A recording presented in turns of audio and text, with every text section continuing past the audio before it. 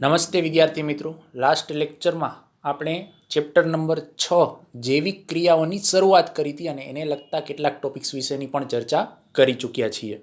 આજે આપણે જે ટોપિકની વાત કરવાના છીએ એ ટોપિક છે એક કોષી સજીવો કેવી રીતના પોષણ મેળવે છે. સ્વયંપોષી અને વિષમપોષી તો આપણે સજીવો જોયા, પોષણની પદ્ધતિ જોઈ. હવે જે એકકોષી સજીવો એટલે કે એવા સજીવો કે જેમના શરીરમાં કોઈ પણ કાર્ય કરવા માટે એક અને માત્ર એક જ કોષની રચના આવેલી હોય એવા સજીવોને એકકોષી સજીવો કહીએ છીએ. અમીબા અને પેરામિશિયમ એ કેવા છે? એકકોષી સજીવોના ઉદાહરણ છે. આ બંનેમાં એક અને માત્ર એક જ કોષ છે એ શરીર રચનામાં આવેલો હોય છે.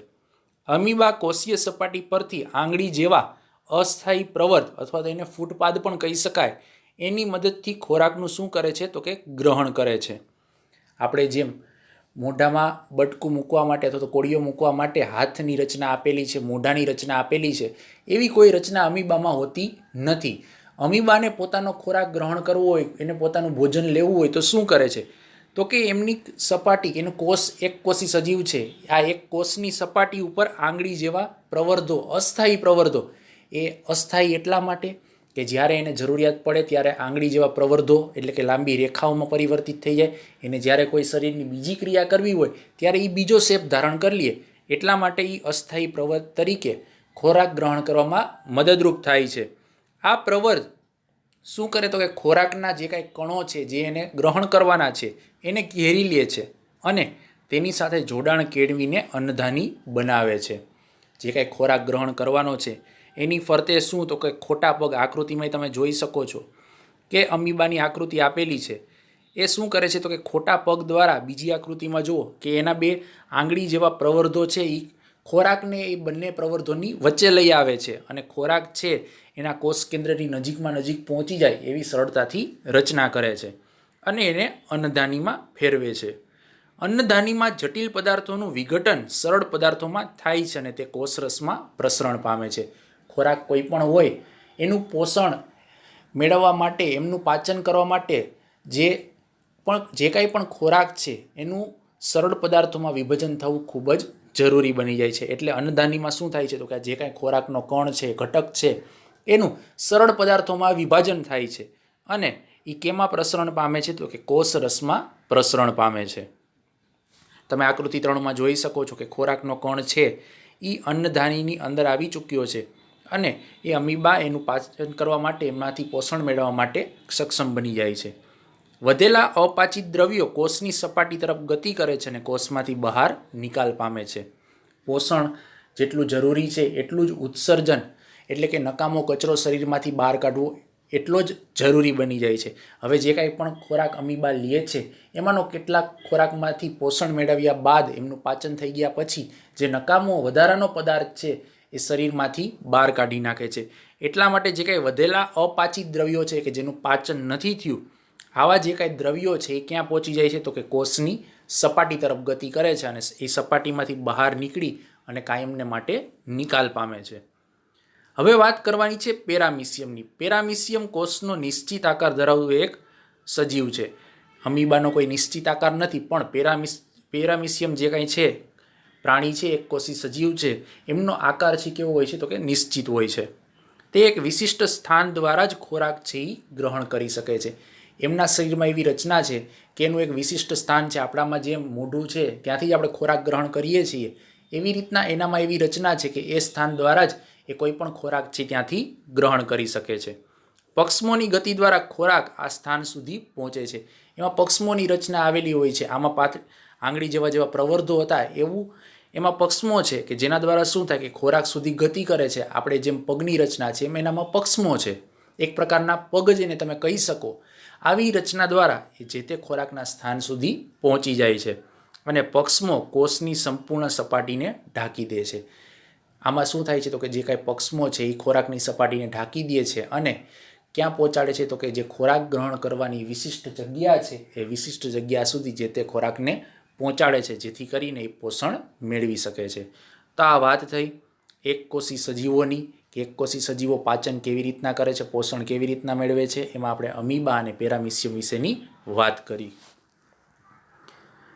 ત્યાર પછી વાત કરવાની છે પાચન નળી કે પાચન ગુહા એટલે શું અને મનુષ્યની પાચન નળીને નામ નિર્દેશન આકૃતિ સાથે દોરવાની છે.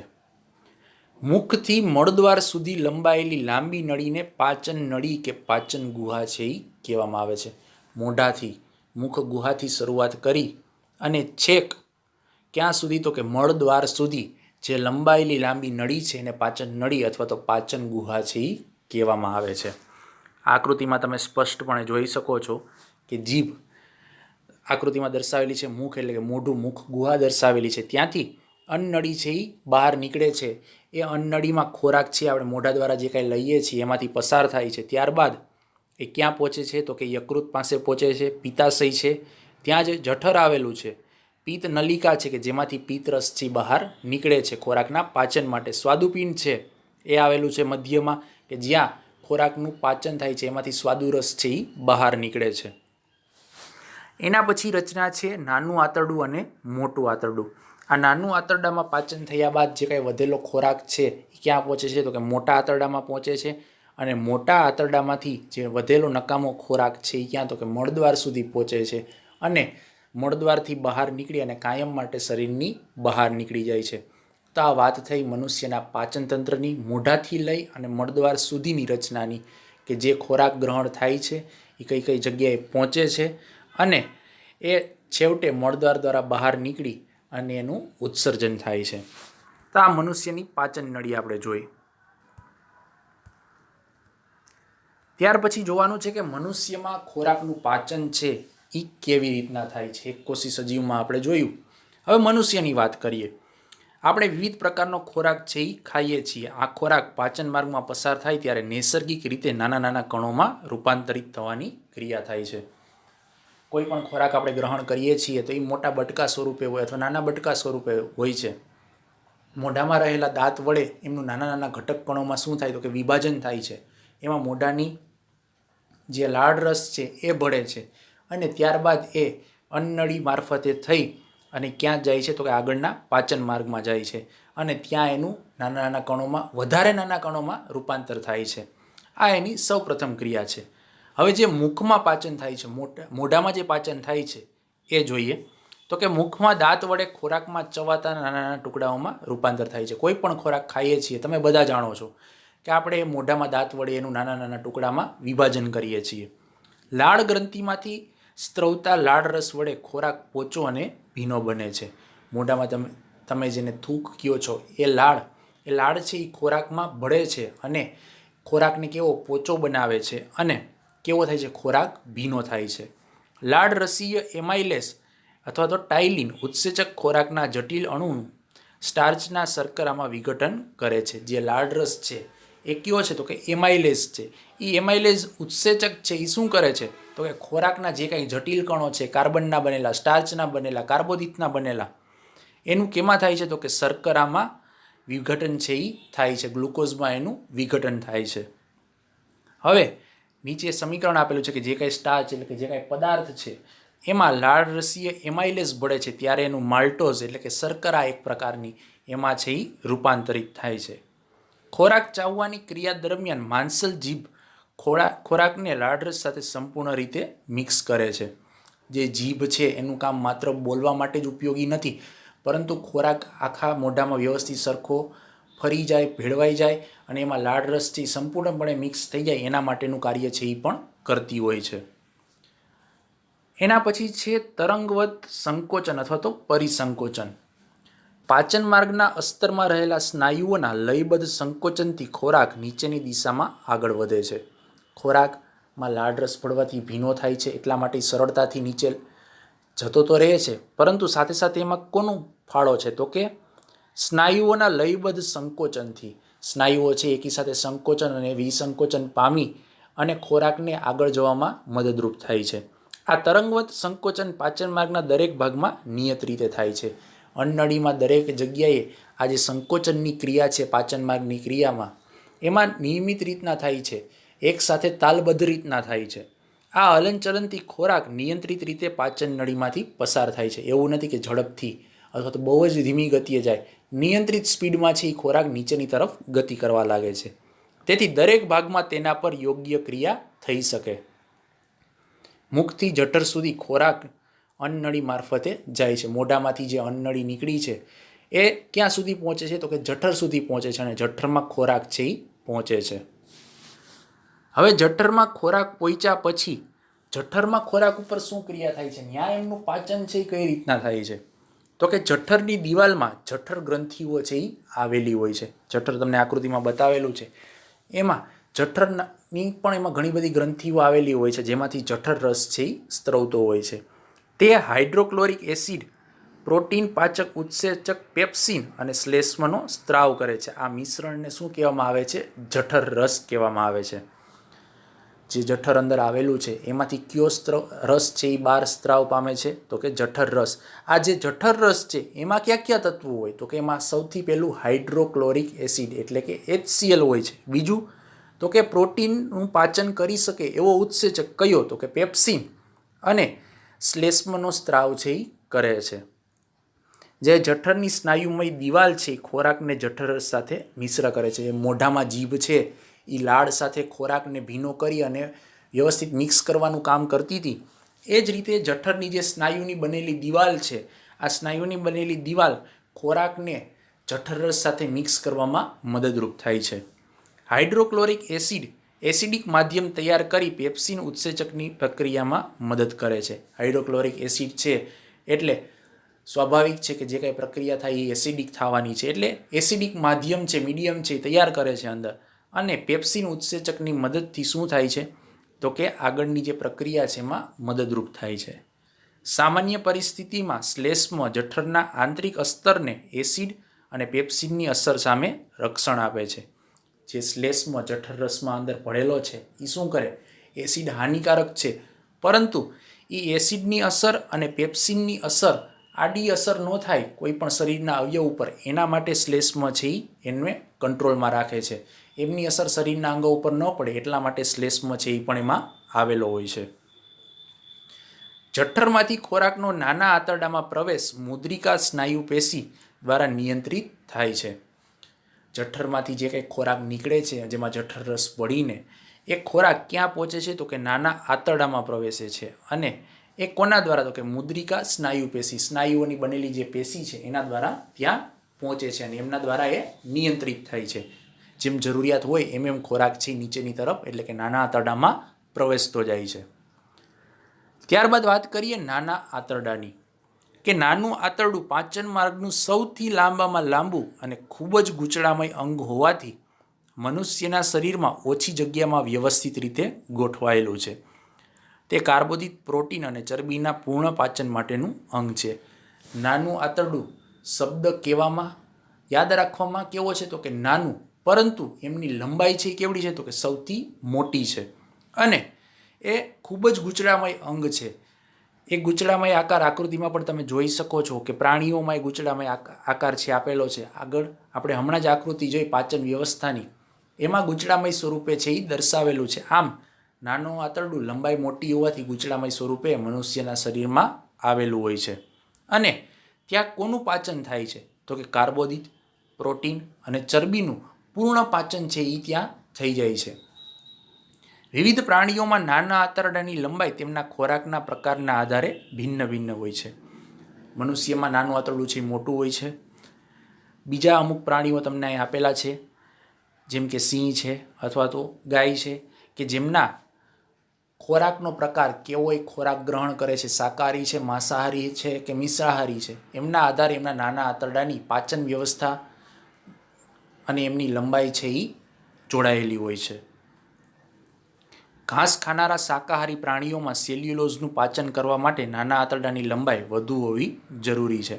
જે તૃણાહારી પ્રાણીઓ છે કે જેઓ માત્ર ઘાસ ખાય છે, આવા શાકાહારી પ્રાણીઓમાં સેલ્યુલોઝ પદાર્થ સૌથી વધારે માત્રામાં હોય છે. એમનું પાચન કરવા માટે નાના આંતરડાની લંબાઈ જો વધારે હોય તો ખોરાકનું સરળતાથી પાચન થઈ જાય. માંસનું પાચન સરળ હોવાથી વાઘ જેવા માંસાહારી પ્રાણીઓમાં નાનું આંતરડું છે એ ટૂંકું હોય છે. વાઘ કયો, સિંહ કયો કે કોઈ પણ માંસાહારી પ્રાણી કયો, આ માંસાહારી પ્રાણીમાં માંસનું પાચન છે એ કરવું ખૂબ જ સરળ હોય છે. માટે નાના આંતરડાની લંબાઈ ટૂંકી હોય તો પણ એમાં ચાલી જાય છે. એટલા માટે નાનું આંતરડું છે એમાં ટૂંકું હોય છે. તો આ વાત થઈ નાના આંતરડાની. હવે નાના આંતરડામાં પાચન છે એ કઈ રીતના થાય છે? તો કે જઠરમાંથી એસિડિક ખોરાક ક્યાં પહોંચે છે? તો કે નાના આંતરડામાં પહોંચે છે. નાનું આંતરડું યકૃતમાંથી પિત્તરસ અને સ્વાદુપિંડમાંથી સ્વાદુરસ મેળવે છે. જઠરમાંથી જઠર રસ આવતો હતો. નાના આંતરડું છે એમાં યકૃત અને સ્વાદુપિંડમાંથી બે રસ આવે છે. યકૃતમાંથી કયો? તો કે પિત્તરસ આવે છે અને સ્વાદુપિંડમાંથી સ્વાદુરસ આવે છે. એ પણ આમાં એડ થાય છે, એ પણ આમાં ભળી જાય છે. આકૃતિમાં આપેલું છે, યકૃત બતાવેલું છે અને સ્વાદુપિંડ પણ બતાવેલું છે. હવે જે પિત્તરસ છે એનું કામ શું છે? તો કે જઠરમાંથી આવતા એસિડિક ખોરાકને પિત્ત છે એ આલ્કલીય બનાવે છે. તેથી સ્વાદુરસના ઉત્સેચકો કાર્ય કરી શકે છે. જે જઠરમાંથી આવતો જે કાંઈ એસિડિક ખોરાક છે, કારણ કે જઠરમાં શું ભળ્યું હતું? HCl છે એમાં ભળ્યું હતું, એટલે માધ્યમ છે કેવું થઈ ગયું હતું? એસિડિક થઈ ગયું હતું. આ જે કાંઈ એસિડિક ખોરાક છે એને કેમાં? તો કે પિત્તરસ છે કેવો બનાવે છે? આલ્કલીય બનાવે છે અને એમાં સ્વાદુરસના ઉત્સેચકો છે એ કાર્ય કરી શકે. પિત્ત ક્ષારો ચરબીના મોટા ગોલકોને વિખંડિત કરી નાના ગોલકોમાં રૂપાંતરિત કરે છે. જે પિત્ત ક્ષારો છે એ શું કરે છે? તો કે ચરબીના જે કાંઈ મોટા ગોલકો છે, એટલે કે મોટા મોટા કણ છે, એમને શું? તો કે નાના નાના ભાગોમાં રૂપાંતરિત કરે છે. તેને તૈલોદીકરણ કહેવામાં આવે છે. આ ક્રિયાથી ઉત્સેચકોની ક્રિયાશીલતામાં વધારો થાય છે. ઉત્સેચકો વધારે ને વધારે કામ ઝડપથી કરે એટલા માટે મોટા ઘટકોનું નાના ઘટકોમાં રૂપાંતર થવું ખૂબ જ જરૂરી હોય છે. હવે જે સ્વાદુરસ ભળે છે એ સ્વાદુરસનું કાર્ય શું છે? આ વાત થઈ પિત્તરસની. સ્વાદુપિંડ સ્વાદુરસનો સ્ત્રાવ કરે છે. સ્વાદુરસમાં પ્રોટીનના પાચન માટે ટ્રિપ્સિન, કાર્બોદિતના પાચન માટે એમાઇલેસ અને તૈલોદીકૃત ચરબીના પાચન માટે લાઇપેજ ઉત્સેચકો હોય છે. સ્વાદુપિંડમાં કેટલા? 3 પ્રકારના અલગ અલગ પ્રકારના પદાર્થો માટે અલગ અલગ ઉત્સેચકો હોય છે. પ્રોટીન માટે કયો? ટ્રિપ્સિન.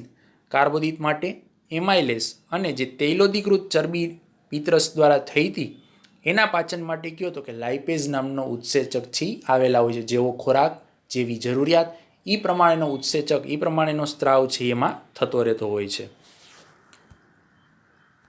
ત્યારબાદ છે આંત્રરસનું કાર્ય શું? નાના આંતરડાની દિવાલમાં આવેલી આંતરીય ગ્રંથિઓ આંત્રરસનો સ્ત્રાવ કરે છે. અત્યાર સુધી નાના આંતરડામાં યકૃતમાંથી અને સ્વાદુપિંડમાંથી અનુક્રમે પિત્તરસ અને સ્વાદુરસ ભળતો હતો. ત્યારબાદ જે નાના આંતરડાની દિવાલ છે એમાં પણ અમુક ગ્રંથિઓ આવેલી છે. એ ગ્રંથિઓને શું કહેવાય? આંતરીય ગ્રંથિઓ કહેવાય છે. આ આંતરીય ગ્રંથિઓ છે એ કેનો સ્ત્રાવ કરે? તો કે આંત્રરસનો સ્ત્રાવ કરે છે. આંત્રરસમાં આવેલા ઉત્સેચકો પ્રોટીનનું એમિનો એસિડમાં, જટિલ કાર્બોદિતનું ગ્લુકોઝમાં અને ચરબીનું ફેટી એસિડમાં અથવા તો ગ્લિસરોલમાં રૂપાંતર કરી એમનું પાચન કરે છે. આંત્રરસમાં જે કાંઈ ઉત્સેચકો આવેલા છે એ શું કરે? તો કે પ્રોટીનનું કેમાં રૂપાંતર કરે? એમિનો એસિડમાં. જટિલ જે કાર્બોદિત પદાર્થ છે એનું કેમાં? તો કે ગ્લુકોઝમાં રૂપાંતર કરે છે. અને ચરબીને લગતા જે કાંઈ પણ પદાર્થો છે એનું ફેટી એસિડ અને ગ્લિસરોલમાં રૂપાંતર કરે છે. આમ સરળ પદાર્થોમાં વિભાજન કઈ રીતના થાય છે? તો કે મોટા જે કંઈ જટિલ કણો છે, જટિલ ઘટકો છે, એમાં અલગ અલગ પ્રકારના રસો ભળવાથી સરળ પદાર્થોમાં વિભાજન છે એ થતું જાય છે. ત્યાર પછી છે પાચિત ખોરાકનું અભિશોષણ. જઠરમાં અમુક રસ પડ્યા, નાના આંતરડામાં અમુક રસ પડ્યા, એમનું પાચન થયું. હવે જે કંઈ પાચન થાય છે એનું અભિશોષણ પણ થાય છે. નાના આંતરડાની દિવાલ પાચિત ખોરાકનું શું કરે છે? તો કે અભિશોષણ કરે છે. નાના આંતરડાના અંતિમ ભાગ શેષાંત્રના અંદરના સ્તરમાં આંગળી જેવા અસંખ્ય પ્રવર્ધો હોય છે, જેને રસાંકુરો કહેવાય છે. નાના આંતરડામાં અમુક પ્રકારના રસ ભળ્યા, અમુક પ્રકારના ઉત્સેચકો ભળ્યા. એ ભળવાથી સરળ પદાર્થોમાં વિભાજન થતું ગયું. જે સરળ પદાર્થોમાં વિભાજન થાય છે એની મદદથી જે ખોરાક પાચન પામી ગયો છે એનું શું થાય? તો કે અભિશોષણ થાય છે. કોના દ્વારા? તો કે નાના આંતરડાની દિવાલો દ્વારા. અને એ કોના દ્વારા? તો કે છેલ્લે નાના આંતરડામાં અંતિમ ભાગ છે કયો? તો કે શેષાંત્ર, એના અંદરના અસ્તરમાં શું હોય છે? તો કે આંગળી જેવા અસંખ્ય પ્રવર્ધો આવેલા હોય છે. એને શું કહેવાય છે? રસાંકુરો કહેવાય છે. રસાંકુરો અભિશોષણ માટે સપાટીનું ક્ષેત્રફળ છે એ વધારે છે. રસાંકુરો અસંખ્ય આવેલા છે આંગળી જેવા. એ શું કરે? તો કે ઝાઝી જગ્યાએથી સપાટીમાં ફેલાય અને આવા જે કાંઈ પાચન પામેલા ખોરાક છે એમનું અભિશોષણ કરે છે. તે રુધિરવાહિનીઓથી સમૃદ્ધ હોવાથી પાચિત ખોરાકના અભિશોષણની ક્ષમતા વધારે છે. જે કાંઈ રસાંકુરો છે એમાં રુધિરવાહિનીઓ છે એ ભરપૂર માત્રામાં આવેલી હોય છે, માટે અભિશોષણ કરવાની જે એની ક્ષમતા છે, એમની કેપેસિટી છે, એ પણ વધતી જાય છે. છેલ્લી ક્રિયા જે છે એ કઈ છે? મળોત્સર્જન. અપાચિત ખોરાક છે એ ક્યાં મોકલવામાં આવે છે? નાના આંતરડા પછી મોટા આંતરડામાં મોકલવામાં આવે છે, જ્યાં વધુ માત્રામાં આવેલા રસાંકુરો દ્વારા અપાચિત ખોરાકમાંથી પાણીનું શોષણ થાય છે. મોટાભાગનું પાચન છે નાના આંતરડામાં પૂરું થઈ જાય છે. ત્યારબાદ જે વધેલો ખોરાક છે એ ક્યાં? તો કે મોટા આંતરડામાં આવે છે, અને મોટા આંતરડામાં રસાંકુરોની સંખ્યા છે નાના આંતરડા કરતાં વધારે હોય છે. એમાંથી ખોરાકમાંથી પાણીનું છે એ શોષણ થાય છે. બાકી રહેલો જે પદાર્થ છે મળદ્વાર દ્વારા શરીરની બહાર ત્યાગ કરવામાં આવે છે. આ ઉત્સર્ગ દ્રવ્યોને બહાર ફેંકવાની ક્રિયાનું નિયંત્રણ મળદ્વારના મુદ્રિકા સ્નાયુઓ દ્વારા થાય છે. તો આ વાત થઈ મનુષ્યના પાચનની, મુખ ગુહાથી લઈ અને મળદ્વાર સુધીની, કે એમાં કઈ કઈ જગ્યાએ કઈ કઈ પ્રોસેસ થાય છે.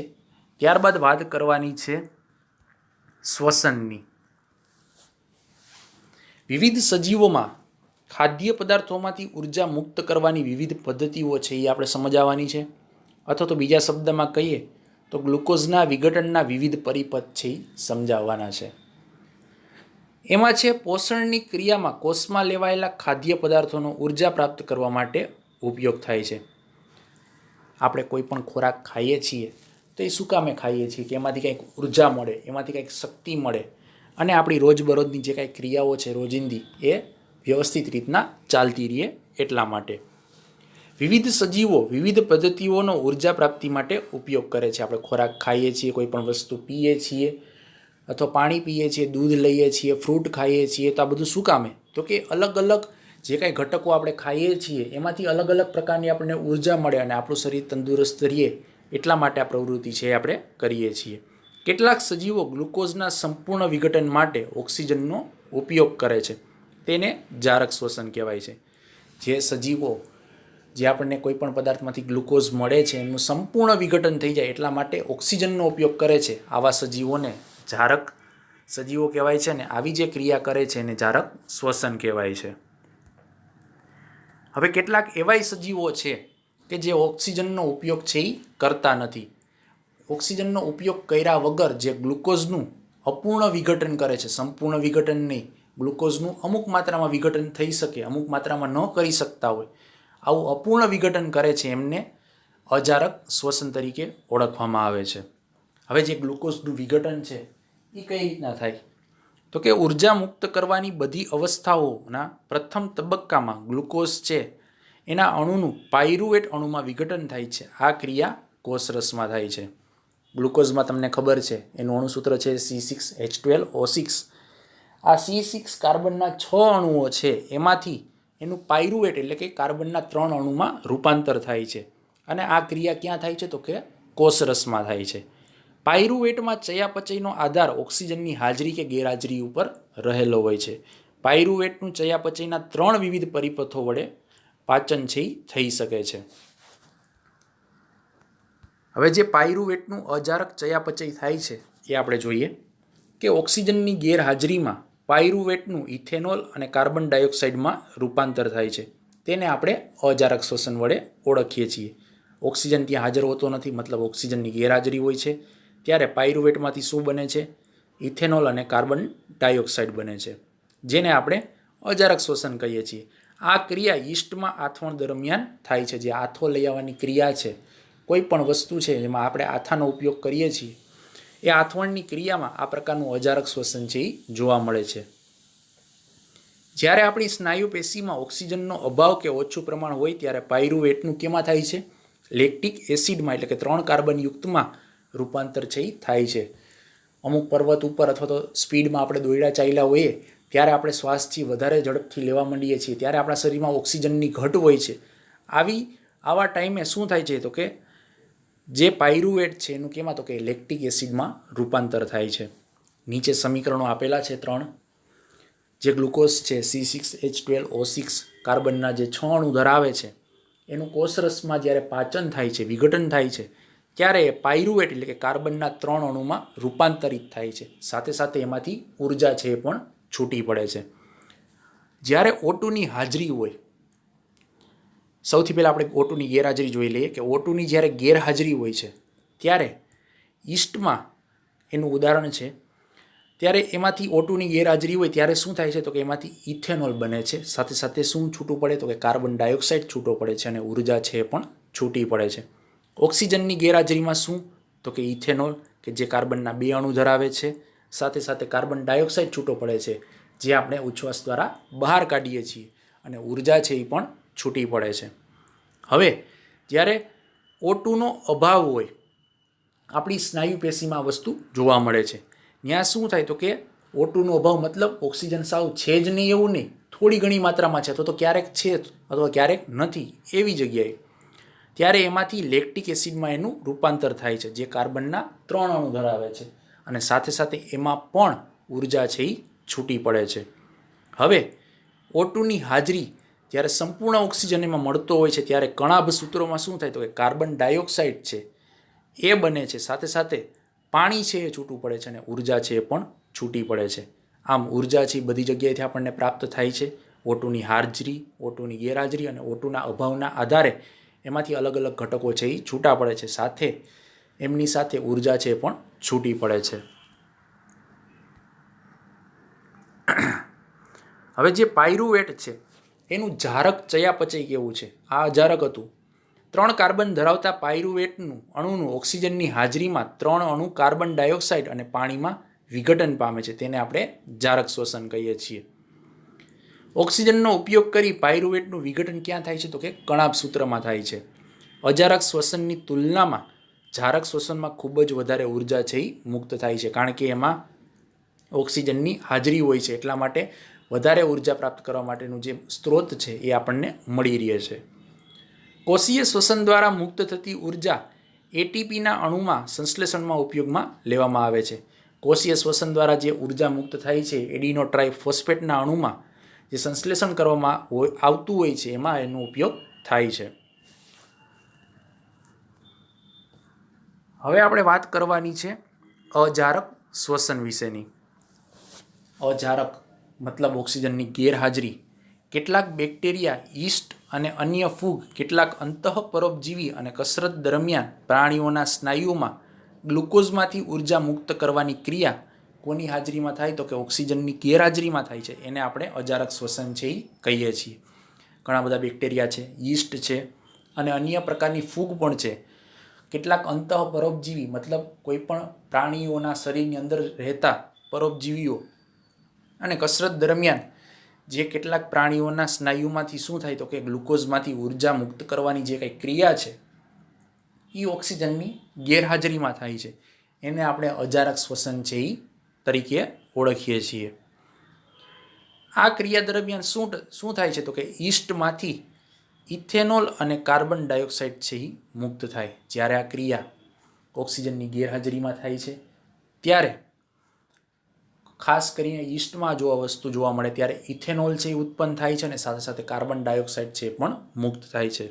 જ્યારે પ્રાણીના સ્નાયુઓમાં ફક્ત લેક્ટિક એસિડ છે એ ઉત્પન્ન થાય છે. પ્રાણીઓ જ્યારે ઓક્સિજનની ગેરહાજરી અનુભવે છે ત્યારે એમાંથી શું થાય તો કે લેક્ટિક એસિડમાં એનું રૂપાંતર થાય છે. બંને કિસ્સામાં ગ્લુકોઝના અણુનું અપૂર્ણ ઓક્સિડેશન છે એ થાય છે અને ખૂબ જ ઓછી ઉર્જા છે એ મુક્ત થાય છે. પ્રાણી હોય કે કોઈ પણ યીસ્ટ હોય, આ બંને કિસ્સામાં ગ્લુકોઝના અણુનું જ શું થાય છે અપૂર્ણ ઓક્સિડેશન થાય છે અને ખૂબ જ ઓછી ઉર્જા છે એ મુક્ત થાય છે. એટલા માટે જ આપણે જ્યારે દોડતા હોઈએ છીએ ત્યારે આપણને શ્વાસ વધારે લેવો પડે છે, કારણ કે ઓક્સિજનની શરીરમાં ઘટ હોય છે અને સાથે સાથે આપણને થાક છે એ પણ અનુભવાય છે, કારણ કે આપણને એમાંથી ઉર્જા છે એ મળતી નથી, અપૂર્ણ ઓક્સિડેશન થાય છે. તો આ વાત થઈ અજારક શ્વસનની. હવે જે કાંઈ એના સમીકરણ છે એ જોઈએ. યીસ્ટમાં કઈ રીતના થાય તો કે ગ્લુકોઝ છે 6 કાર્બન ધરાવતો અણુ છે, એ કોષરસમાં જ્યારે આ ક્રિયા થાય છે ત્યારે ઓક્સિજન છે એનો ઉપયોગ થતો નથી. એમાંથી 2 પાયરુવેટના અણુઓ છે એ બને છે. દરેક પાયરુવેટનો અણુ છે એ 3 કાર્બન છે એ ધરાવે છે, સાથે સાથે ઉર્જા છે એ પણ છૂટી પડે છે. હવે જ્યારે આથવણની ક્રિયા થાય છે ઓક્સિજનની ગેરહાજરીમાં ત્યારે તો કે એમાંથી ઇથેનોલ અને કાર્બન ડાયોક્સાઇડ છે એ છૂટું પડે છે અને ઉર્જા છે એ પણ મુક્ત થાય છે. આ વાત થઈ, આ પ્રક્રિયા થઈ યીસ્ટ માટેની. હવે જ્યારે પ્રાણીના સ્નાયુકોષમાં જે પ્રક્રિયા થાય છે એ કઈ છે તો કે એમાં પણ ગ્લુકોઝ ઘટક જ છે. કોષરસમાં પ્રક્રિયા થાય છે, ઓક્સિજનની ગેરહાજરીમાં થાય છે. 2 પાયરુવેટના અણુ બને છે. દરેક પાયરુવેટનો અણુ છે એ 3 કાર્બન ધરાવે છે અને ઉર્જા છે એ પણ મુક્ત થાય છે. હવે અહીંયા ઓક્સિજનનો અભાવ છે અને લેક્ટિક એસિડ છે એમાંથી બને છે અને સાથે સાથે ઉર્જા છે એ છૂટી પડે છે. તો આ વાત થઈ અજારક શ્વસનની. હવે વનસ્પતિઓમાં વાયુઓનો વિનિમય છે એ કઈ રીતના થાય છે એ આપણે જોવાનું છે કે વનસ્પતિમાં કેટલીક વખત કાર્બન ડાયોક્સાઇડ અથવા બીજા શબ્દમાં કહીએ તો કે કાર્બન ડાયોક્સાઇડ અને કેટલીક વખત ઓક્સિજન છે એ દૂર થાય છે. આવું શા માટે થાય છે તો કે વનસ્પતિઓમાં વાયુઓના વિનિમય કના વડે થાય છે? આપણે પહેલાં પણ આવી ગયું, વાયુરંધ્રો વડે થાય છે અને કોષો વચ્ચેનો આંતરકોષીય અવકાશ હવાના સંપર્કમાં હોય છે. જરૂરિયાત હોય ત્યારે વાયુરંધ્રો છે એ ખુલી જાય છે, જરૂરિયાત ન હોય ત્યારે વાયુરંધ્રો છે એ બંધ થઈ જાય છે. કાર્બન ડાયોક્સાઇડ અને ઓક્સિજનની આપલે કોના દ્વારા થાય તો કે પ્રસરણ દ્વારા થાય છે. જ્યારે વનસ્પતિને પ્રકાશ સંશ્લેષણ માટે કાર્બન ડાયોક્સાઇડની જરૂરિયાત હોય છે ત્યારે વાયુરંધ્રો ખુલ્લા હોય છે, એમાંથી કાર્બન ડાયોક્સાઇડ વાયુ છે એ ગ્રહણ કરી અને ઓક્સિજન વાયુ છે બહાર હવામાં ફેંકે છે. કાર્બન ડાયોક્સાઇડ અને ઓક્સિજન કોષોમાં કે કોષોથી દૂર બહાર હવામાં જઈ શકે છે. વાયુઓના પ્રસરણની દિશા પર્યાવરણની અવસ્થાઓ અને વનસ્પતિની આવશ્યકતાઓ ઉપર આધારિત હોય છે. વનસ્પતિને જે કાંઈ વાયુઓની જરૂરિયાત હોય છે, જો એમને જરૂરિયાત ઓછી હોય તો એ પોતાનો વાયુઓ છે એ બહાર હવામાં અથવા પર્યાવરણમાં મુક્ત કરી દે છે. એ જે તે વસ્તુ છે એ એમના ઉપર આધારિત હોય છે, એમની આવશ્યકતાઓ ઉપર આધારિત હોય છે. રાત્રિ દરમિયાન પ્રકાશ સંશ્લેષણની ક્રિયા છે થતી નથી, કારણ કે સૂર્યપ્રકાશની હાજરી હોતી નથી. ત્યારે મુખ્ય વિનિમય ક્રિયા CO2 દૂર થવો એ છે. વનસ્પતિએ જે કાંઈ કાર્બન ડાયોક્સાઇડ દિવસ દરમિયાન લીધો હોય એમાં વધારાનો જે કાર્બન ડાયોક્સાઇડ હોય છે એ રાત્રે પાછો હવામાં મુક્ત કરે છે. દિવસ દરમિયાન શ્વસનમાં ઉત્પન્ન થતો કાર્બન ડાયોક્સાઇડ ક્યાં વપરાઈ જાય છે તો કે પ્રકાશ સંશ્લેષણની ક્રિયામાં વપરાઈ જાય છે. આથી કાર્બન ડાયોક્સાઇડ છે એ મુક્ત થતો નથી, પરંતુ મુખ્ય ઘટના O2 દૂર થવાની થાય છે. આપણે જેમ શ્વસનમાં ઓક્સિજન વાયુ લઈએ છીએ અને કાર્બન ડાયોક્સાઇડ વાયુ છે એ બહાર કાઢીએ છીએ, એવી જ રીતના વનસ્પતિ જે છે એ પણ શ્વસન, ખાસ યાદ રાખજો, શ્વસન ક્રિયામાં ઓક્સિજન જ લે છે અને બહાર કાર્બન ડાયોક્સાઇડ કાઢે છે. પરંતુ દિવસ દરમિયાન એ ત્યારે શ્વસન કરે છે ત્યારે કાર્બન ડાયોક્સાઇડ એના શરીરમાંથી જે બહાર નીકળે છે એ કાર્બન ડાયોક્સાઇડ ક્યાં વપરાઈ જાય છે? પ્રકાશ સંશ્લેષણની ક્રિયામાં વપરાઈ જાય છે. માટે કાર્બન ડાયોક્સાઇડ દિવસ દરમિયાન બહાર કાઢતી નથી, પરંતુ રાત્રે જ્યારે સૂર્યપ્રકાશની ગેરહાજરી હોય છે, પ્રકાશ સંશ્લેષણની ક્રિયા થતી નથી, આવા કિસ્સામાં જે શ્વસન દરમિયાન કાર્બન ડાયોક્સાઇડ વાયુ એનામાં શરીરમાંથી નીકળે છે એ ક્યાં મોકલે છે તો કે હવામાં પાછું મુક્ત કરે છે. આમ રાતના કાર્બન ડાયોક્સાઇડ વાયુ છે એ વધારે માત્રામાં વનસ્પતિમાંથી બહાર નીકળે છે. તો મિત્રો અહીંયા સુધી આપણે રાખશું. આના પછીના લેક્ચરમાં આ જ ચેપ્ટરના ઘણા બધા બીજા ટોપિક્સ ભણવાના છે, એ આપણે જોશું.